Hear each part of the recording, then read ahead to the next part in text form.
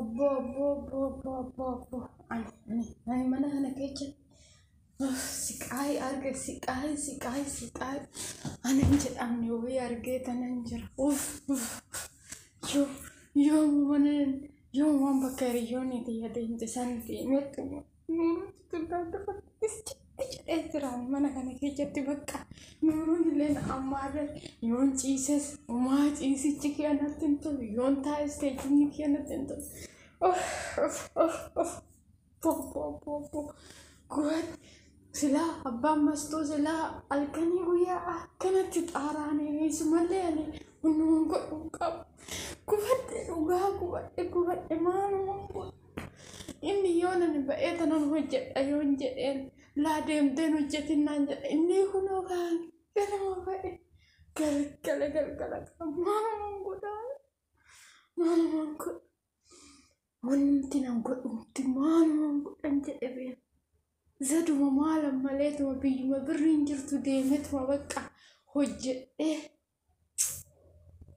abbaa mastuutti fillee dabarsee ofii kiyyaa fillee ofii dabarsee akkuma kun shamarran baraasan takkaatti luka kiyyoon irra godhadheetu mataa alaata abbaan mastuu kiyyallee zanaafataa jedheetuma jiraata laata wayyoo ani tasaqaayyadhe mana kana keessatti bunni wuddii sukkaarri wuddii zayitii wuddii jiru bara kana maalo warri keenya biddeen takkitti nama lama daannoo kutani ishiisa nyaannee oollan amma garuu biddeen takkitti nuyyuu nyaattu nama quubsitu siqaawuma kana maalumaan godha yaa abbaa mastuu atis wanna takkanaa dhagaa diddinaa dhaga'uu diddee jirta wanni nan godhu tokko hin jiru silaati sa'aatii 24 hojumarratti dadhabdaa anumaa si gargaaraa hin jiru wayne maalan godha abbaa mastuu ko ta'eemmaa zadee wayii malu malee hin taane abbaa mastuutii fi illee deemee tanan hojjedhaa innis asittiin hojjetaa gaafa barri jedhee hojjennee qabeenya gaafa godhannee mastuu teenyallee sina siraatan guddifannaa innillee akkanatti odoon nyaati odoon dhugin haga buusaa oolee galgala du'ee badee manatti galeetu biraata nyaatu kana keessaa nan baasa akkas godhu malee maan taane abbaa mastuutiin galgala gisee inni dhufe nan mari'adhaan malee maa hin taane yaa abbaa mastuu ko haadha mastuu yaa haadha mastuu Iban biyya nanni mucayyumti tu gadintee jechuu maalan godha ishumti bakka gadintee waan ani jedheera sin dhagee anuu nan hojjedhaa anuu siif jira yaa haadha mastuutiyyaa odoo ani jiru ati akka dubartii nama hetti ala keessa deemteen hojjettu kanan gootu yoon jedhe diddee mucuu kuma na diddee jirti maalan godha naa gamtee jirti maalan godha mee qoy ka'ee tana namaa maatii kiyyaanillee maatii kiitinillee mari'adhee birrii jirtu tana walitti qaqqabeetuma suuqii wayitti banu malee na jalaa tamaarrattee jirti haati mastuu maalan godha kas malee hin taane yaa haadha mastuu akkanatti immaa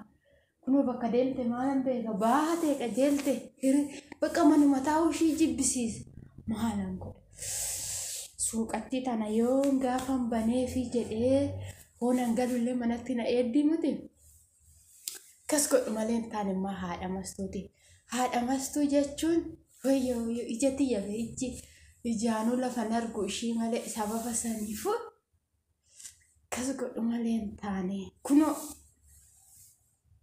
zadeedha kun duraa edaa kana wallaalee tanani amma suuqii ishii nan banaa fi mastuu teenyallee sina siraatan barumsa hin barsiisna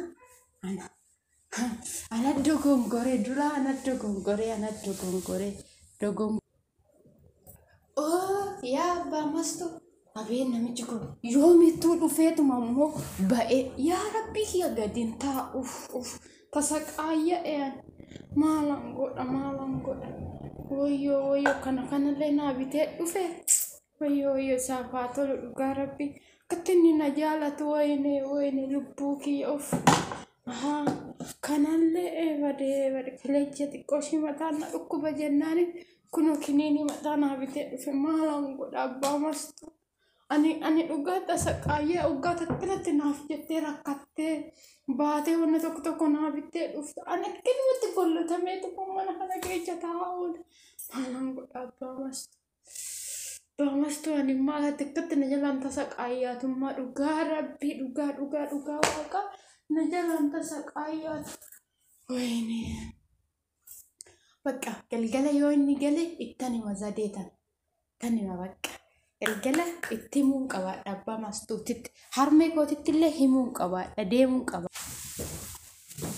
Ayyeen amma bakka suuqii jettullee as sirreesseetiin jira.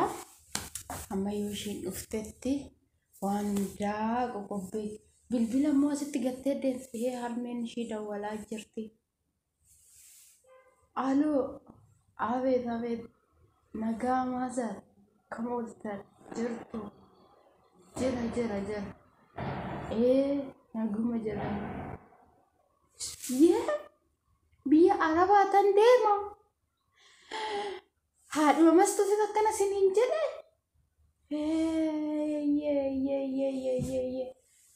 ara ani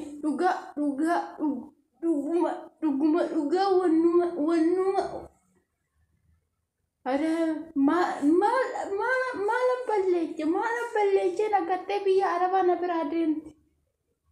Dhugaa ara dhiisaa dhugaa maasa dhiisaa. Anumatu waan nyaatullee waan nuddullee ishii dhooggate ta'uun ani mana kee taa'ii aduun akkasiin agarree taa'itoo bakka wanta barbaadde siifan godhe maazar. Ani amma suuqii jechuudha.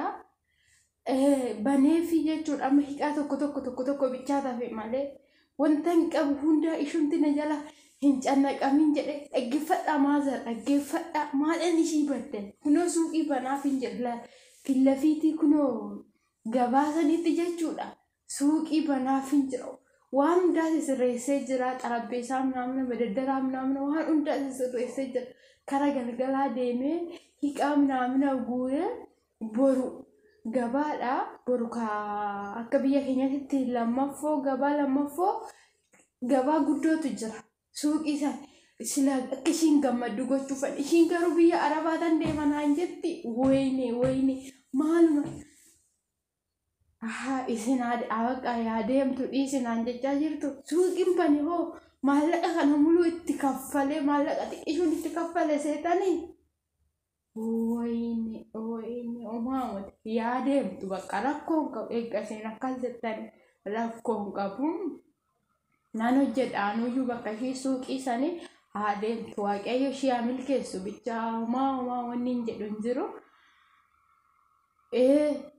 rakkoon qabu bakka rakkoon qabu itti nan himaa ani garuu suuqicha akkam bane itti nan himaa rakkoon qabu maazar rakkoon qabu isinumti nagaa naa ta'a bichaa'e akkan ishii jaaladhullee hin beektu ani akkan ishiidha jedhee lubbuu kiyya dhabullee hin beektu isinillee eegga faraddanii rakkoon qabu maazar rakkoon qabu amma ishiin suuqii deemte jirti yoo ishiin deebite waan hundaa itti nan himaa yoo suuqii caalchifatte haa haaftu yoo suuqii caalchifanne biyya arabaa caalchifatte yaadeemu ishee afoon dhaabbadhu maazar rakkoon qabu nagaa fayyaa bicha naa ta'a boru koottaa jettu ishee hin dhufna bakka hin dhufna mastuu mana barumsaa deemtee jirti ishiinillee boru sa'aatiin boodatti bakka hin dhufti har'a mana aadaa bulti magaalaa ishi maazar ishi rakkoon qabu bakka rakkoon qabu maazari nagaan naa oolmaa gaarii isiniif haa ta'u maazar rakkisaan qabu. Yani silkii eenyuti eeganne harmeen dawwaltee turte wayyoo abeet kana muluu wajjin haasa'aa turani waa Yes, harmeen ishii jettee jirti akkam biyya Arabaa deemu wayyoo. Inni illee jechuudha harmee wajjin haasa'ee wow baay'ee tokko namatti tola dhugaa. Qooy akka suuqii banaa jiru maalatti mudide amma maaliidhaaf na dhorse garuu baammastu maalaan isa baddal. Yaa Rabbi keessa tokko nama aarsu baar warri dhiiraa kun dhugaa namaaf hin beekan. Ani isa jedhee cannaqamee asitti akka inni na jalaa wannu jedhe naaf jedheen tasa qaayyaani jedhee asitti isaaf wannu jechaa jira. Rakkoon qaba baammastu. Waa yes bakka biyya Arabaa nan deemaa nan hojjedhaa. Mastuu kiyyallee mana barumsa guddaa na seessisaa.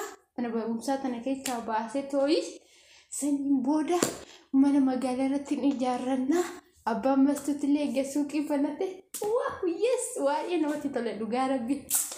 Habeet abbaa mastuuti fi ammuma taraa yoo manatti jiru wanumaan birrii harka tokko lama sadii afuri birrii natti fakkaate. Amma kaa birrii ji'a tokko lama sadii afuri amma yooni Dubaay deeme kanatti shan haganan argadhaa kudhanan argadhaa mutiiree birrii biyya sanii birrii Itoophiyaatti immoo hagana naaf ta'a.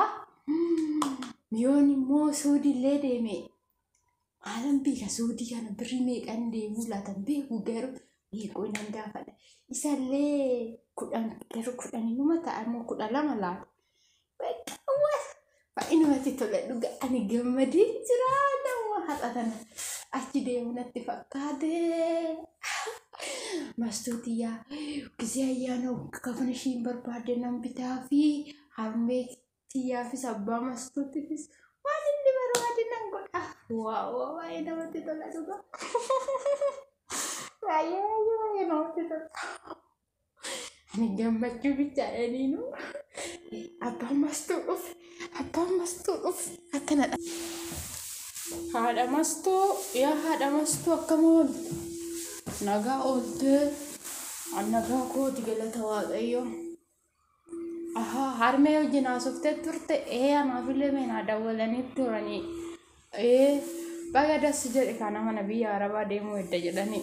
Waaw baay'ee namatti tola dhugaa Rabbi. Anasitti suuqii sii bana jedhee tana na yaadaa jiraati nama na biyya Arabaa jaalifadha. Rakkoon qabu yaa haadha mastuu karaa gaarii siif haa ta'u. Dhageechee harmeen boru galgala koottaa jettee jirti. Bakka ishee rakkoon qabu yaa haadha mastuuti bakka deemtutti waaqayyo si wajjin haa deemu. Ani beektaa baay'ee si jaaladha yaa haadha mastuu. Jaalala siif qabu nama takkaafuu hin qabu. Rakkoon qabu mastuullee bakka anis gara magaalaa eeganii balaa suuqiitii jecha eeggangalee kara magaalaa deebi'ee waan hundaa si sirreessee mastuullee achuma bira teechisee bakka rakkoon qabu ati bichaan karaa gaarii siif haa ta'u siin jedha yaa haadha mastuuti yoomiyyuu akka isinirraa fanne beektaa jaalalleen asiif qabu onneerraa isiif qabu. Nagaa fayyaanaa ta'ii bakka rakkoon qabu atillee uffata kee qaqayyaradhu hin deemne bakka harmee bira siin jedha akkasii nagaan naa turu bakka anillee mee ol ba'ee sananani makiinaa naamna lallaalee dhufa yaa haadha mastuuti turtii gaarii siif haa ta'u nan dhufa ishee haadha mastuutoo.